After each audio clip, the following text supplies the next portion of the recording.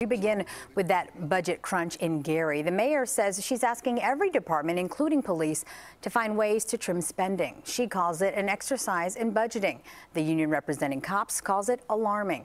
CBS 2's Jeremy Ross is live in Gary with more on what that plan could look like. Good evening, Jeremy. Good evening, Ma. I want to emphasize immediately that the mayor, in terms of any potential budget tightening going forward, says this is really a work in progress. Nothing at this time is set in stone. But the man representing the police officers who work inside the building behind us tells us that they simply don't have the tools to do their jobs effectively as is, and any less money going forward could prove dangerous.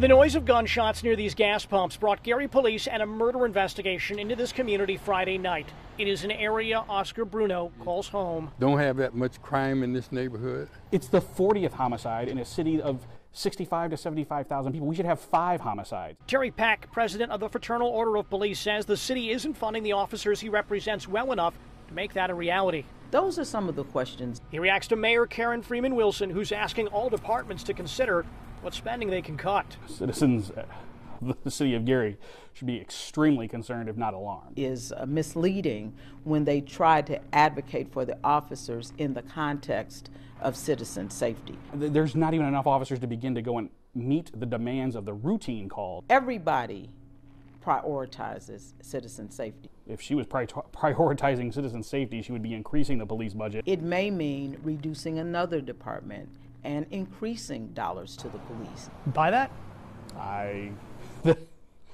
That is a similar line that she uses every year. Peck says the city plans to spend just under $12 million in the 2019 budget for police. Cops are being asked if they could cut about $1 million from that amount. Freeman Wilson says this is part of a longer-term effort to spend taxpayer dollars more conservatively. We want to look at overtime. Where do you cut?